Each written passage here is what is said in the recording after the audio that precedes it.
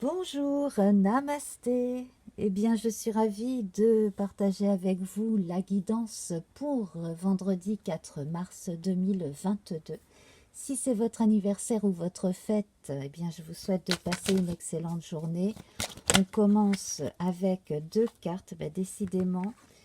Voilà, donc elles se sont retournées. Nous avons la naissance et la paix. Voilà, l'oracle de la triade ici. Alors, c'est intéressant parce que toute la semaine, on a parlé de choix, d'écouter son intuition, d'écouter son instinct, de faire la part des choses aussi entre ce qui était réalisable ou pas. Et, et là, en fait, on sent que euh, les projets sont en train de se réaliser. La naissance est là, la renaissance est là. On est beaucoup plus en accord avec soi-même. Et si jamais vous n'aviez pas l'impression que c'était pour aujourd'hui, eh bien, ça veut dire que ça va arriver. Voilà. On va revenir là-dessus, bien entendu. Mais la naissance aussi, là, ça peut rassurer certaines mamans qui ont des inquiétudes pour un enfant en bas âge, certaines mamans enceintes. Euh, Là, on parle quand même d'une grossesse qui se passe bien. On a un œuf tout à fait en forme devant soi. Et puis, on vous dit de prendre le temps parce que là, j'ai mon œil qui, depuis plus d'une minute, est attiré par le signe du Capricorne. Donc, il est relié à Saturne Chronos. Laissez les choses se faire naturellement. Respirez, prenez votre temps. Prenez des pauses aussi dans la journée si vous avez beaucoup à faire. Voilà, mais réservez du temps pour vous. Alors, on va voir avec le tarot de Marseille un arcane majeur ou mineur qui va sortir également. Voilà, alors, voilà, je les laisse tomber aujourd'hui. Donc, nous avons la reine d'épée. Alors, ce qui est intéressant avec cette reine d'épée, c'est que déjà, elle est assise d'une certaine façon. Regardez bien ses jambes. Elle a la main sur son ventre. Donc là, on voit qu'elle est enceinte. Elle nous rappelle quelque part l'impératrice dans les arcanes majeures. Cette reine d'épée également, on la voit avec des cheveux blancs, marque de sagesse. Donc c'est une personne comme ça qui a l'air tranquille pendant qu'elle est enceinte.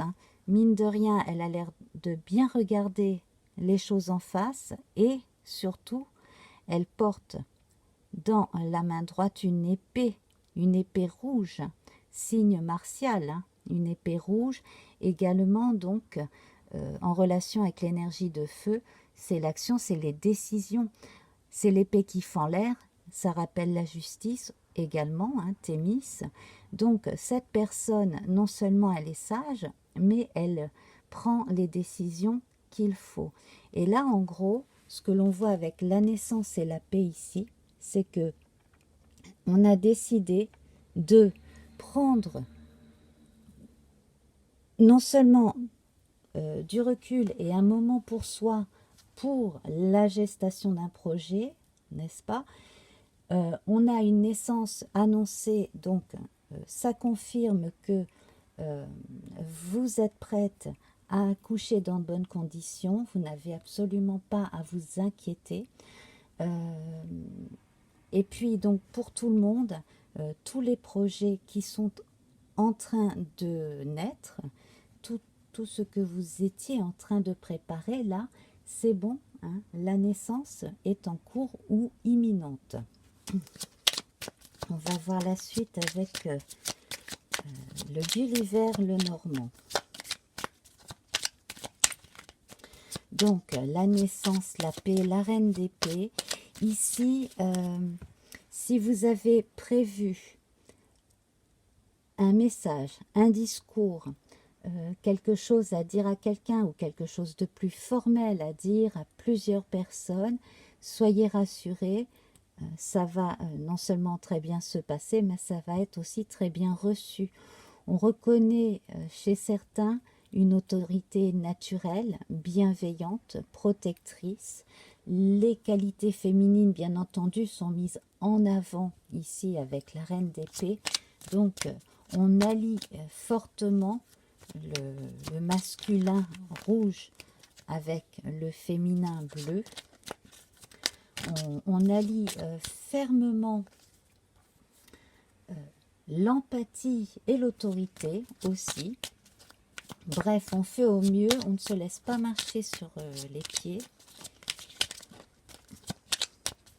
Et puis, si on a décidé quelque chose et que ça ne plaît pas à l'entourage, eh ben, tant pis pour l'entourage. Alors, j'ai une première carte qui est sortie. Nous avons le cœur. Alors ici, c'est amusant, il est représenté comme l'organe. Donc là, sur le plan de la santé, ça confirme que vous avez le cœur solide, au sens propre comme au figuré ici. Donc, que vous attendiez un enfant ou que vous soyez en plein renouveau dans votre vie, eh bien, vous avez tout ce qu'il faut de solide en vous. Voilà, je prends celle du dessous, c'est le bouquet. Donc, avec de belles surprises. Alors, des surprises qui viennent parce que vous avez été dans une démarche de paix et d'intelligence et que donc ce que vous avez émis de positif, eh bien, vous revient comme cela encore plus fort en fait. Alors, je vais continuer à battre les cartes. Là, j'en ai trop qui tombent. Alors, j'ai l'arbre ici. Donc, on vous garantit que la croissance de ce qui est en gestation, au propre comme au figuré, est protégée, c'est assuré, c'est en bonne santé. On a l'énergie de la sève qui monte bien dans l'arbre jusqu'à la pointe de la dernière branche la plus haute.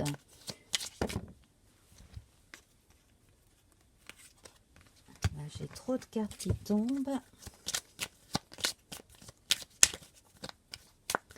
Je vais tirer les deux autres ici. Donc nous avons la croix que nous avons déjà eue il y a peu de temps. Donc la croix qui annonce la fin de quelque chose. Et les souris qui sortent. Donc demandez-vous si quelque part vous n'étiez pas attaché à certaines souffrances. Alors ça peut parler un petit peu bizarrement comme ça. On vous demande subtilement si finalement c'était pas plus facile d'avoir peur, d'être toujours dans la position de la victime.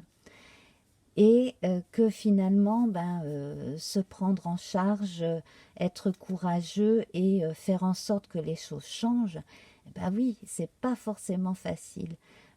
C'est libérateur une fois que c'est fait, mais c'est vrai que c'est un sacré travail sur soi. Voilà. L'autre message ici, c'est que l'on va vous indiquer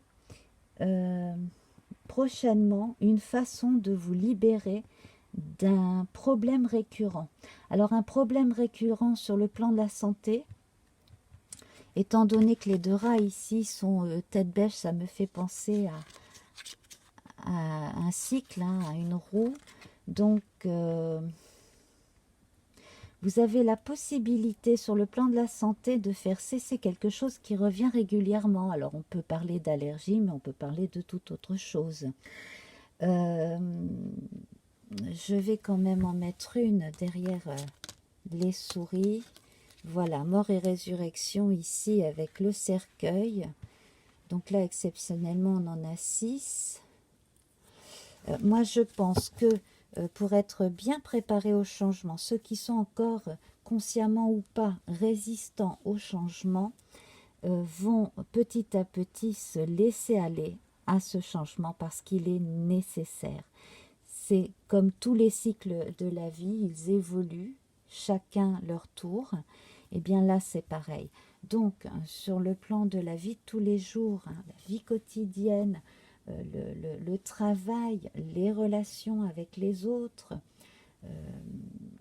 et puis tout ce que l'on ne s'était pas autorisé à dire ou à faire, et bien là, il est grand temps de prendre le taureau par les cornes et puis d'y aller. Hein. Les choses ne peuvent pas se faire si vous n'y mettez pas un petit peu de vous ou si simplement vous ne laissez pas agir votre nature, la nature aussi autour de vous.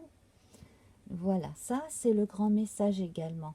Laissez un petit peu faire la vie, faire les choses, accepter les changements. Ne vous accrochez pas à de vieilles souffrances inutiles. Acceptez que les choses changent. Voilà. Et cela vous apportera quelque chose de plus beau encore. Acceptez la paix plutôt que le tourment. Regardez le verre à moitié plein plutôt qu'à moitié vide.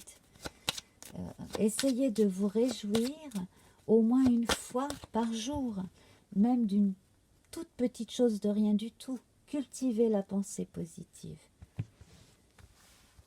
Alors, ici avec le jeu divinatoire de Yagel Didier, nous retrouvons la lune. Alors la lune, bien entendu, on parle de gestation. On n'oublie pas qu'on est dans la semaine de la nouvelle lune, hein, puisque celle-ci a lieu le 2. Et donc on est dans une semaine de renouveau. On est également là, donc pour certaines personnes, dans une phase où l'on vous demande de subtilement laisser quelque chose mourir en vous. Voilà, hein, un peu comme avec l'arcane 13 du tarot, laisser quelque chose mourir pour retourner à la terre, hein, entrer en putréfaction, permettre à autre chose de germer et de repousser, donc de renaître à autre chose. Voilà. La lune également, elle vous parle de votre inconscient et de votre nature profonde, de votre sensibilité. C'est vraiment très très important. Donc, si vous aviez des rites avant, il y a longtemps, pour certains et certaines parmi vous, qui vous convenaient mieux, si vous aviez certaines habitudes, méditation, yoga, que vous aviez laissé tomber pour X raisons, eh bien, ce serait peut-être bon de les laisser revenir. En revanche, tout ce qui pourrait être dangereux sur le plan médiumnique, évitez. Voilà. Hein. Évitez si vous n'avez pas suffisamment d'expérience, si vous n'avez pas les clés, évitez certaines pratiques. Voilà. Et on retrouve la femme ici. Donc on insiste sur l'intuition, on insiste sur l'ego féminin qui a besoin de s'exprimer. Alors ici, vous voyez, elle tient un miroir. Et là, en fait, on a aussi bien son reflet que celui du partenaire de vie, hein, que l'on retrouve dans la carte de l'homme. Hein, c'est à peu près le même visage. Et bien ici, donc, on vous dit, c'est bien de regarder l'autre en miroir, mais ce serait bien aussi que vous vous regardiez davantage et que vous soyez quelque part en communication plus subtile avec vous-même. Ne cherchez pas à l'extérieur ce que vous avez à l'intérieur. Et ici, cette dame d'épée qui a besoin de couper avec quelque chose et puis qui a besoin aussi de dire quelque chose ou de se dire quelque chose ici, elle va le faire de façon nette. Donc, surveillez vos rêves. Pour certains, vous pourriez avoir des messages via des songes, hein, particulièrement. Si vous êtes très intuitif, si vous avez comme ça des dons de médium, hein, des capacités du point de vue de tout ce qui est subtil, hein, en rapport avec l'autre monde, gardez le contrôle de votre respiration. Surtout, n'allez pas vers ce que vous ne pouvez pas contrôler, mais laissez-vous aller beaucoup plus vers tout ce qui est méditation, rencontre avec soi. Alors, n'allez pas chercher dans les vies antérieures, c'est pas ce que je vous dis. Essayez de vous rencontrer, vous, de façon subtile. Voilà. Tenez un journal.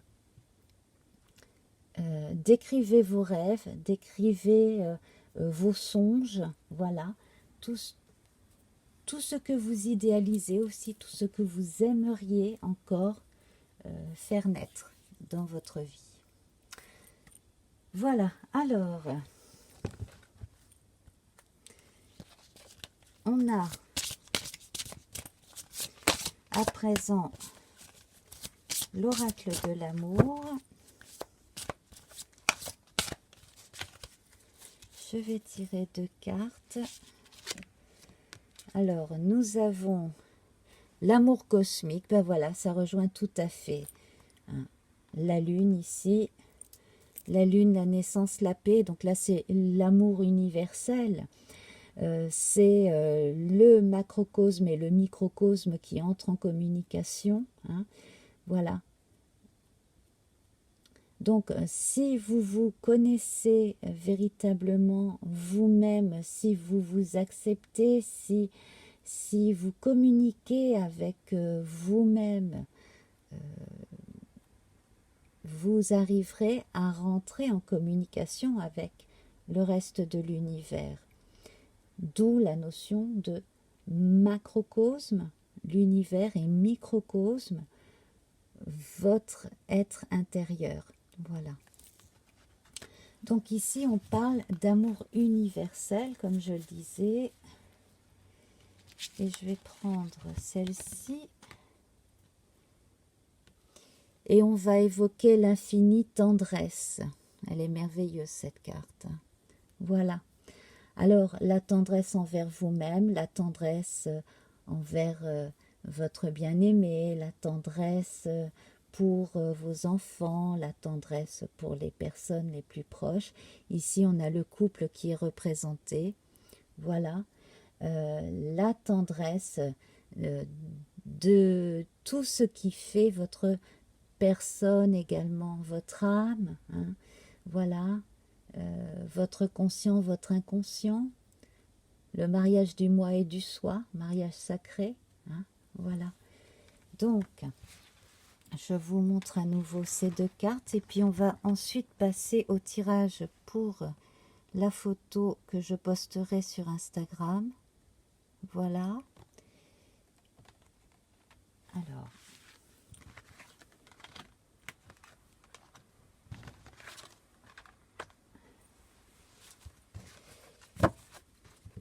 Alors, avec The Witch's Tarot, donc sur le modèle du Rider-Waite, tarot des sorcières, bon, ben, j'ai le roi d'épée. Alors là, si j'avais voulu le faire exprès, j'aurais pas pu. La reine d'épée et le roi d'épée. Voilà, donc là, on a le couple qui est constitué, hein, voilà, le féminin, le masculin, la même énergie. Voilà, donc on communique subtilement avec soi, on communique subtilement avec autrui.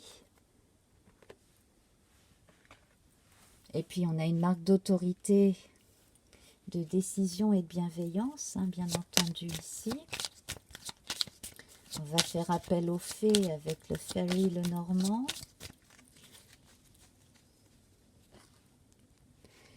Alors, l'anneau, voilà. Voilà, donc ça rejoint hein, l'amour cosmique. Je ne serais pas étonnée qu'il y ait pas mal de naissances en ce 4 mars. Hein. Ça ne m'étonnerait absolument pas. Et, eh ben, revoilà l'enfant, le petit enfant, le bébé fée, la petite fée. Voilà. Hein. Voilà. Donc, là, on a véritablement à plusieurs niveaux symboliques ici le thème de l'union sacrée. Hein, voilà. Voilà. N'oublions pas que le vendredi, c'est un jour consacré à Vénus. Alors, avec le petit oracle des fées de Claire Duval, nous avons la baguette magique. Vivre dans l'abondance, c'est d'abord reconnaître les endroits où elle se manifeste dans ta vie. Plus tu te concentres sur les belles choses que tu as aujourd'hui, plus tu seras capable d'en recevoir de nouvelles. Ça va complètement avec ce que je disais il y a quelques minutes, hein, rappelez-vous. Voilà, je vous la relis. Vivre dans l'abondance, c'est d'abord reconnaître les endroits où elle se manifeste dans ta vie. Plus tu te concentres sur les belles choses que tu as aujourd'hui, plus tu seras capable d'en recevoir de nouvelles. Voilà. Donc, plus vous cultiverez cette magie bonne, avenante et gentille qui est en vous, et plus vous recevrez d'affection, forcément, plus vous regarderez le verre à moitié plein, plus vous recevrez aussi de belles marques d'affection et de chance, entre guillemets, hein, voilà, de messages gais aussi. Et donc, on n'a rien sans rien, comme on dit. Hein. Aide-toi, le ciel t'aidera. Ben, c'est tout à fait ça. Donc, voilà, je vous remontre encore une fois ces deux jolies cartes.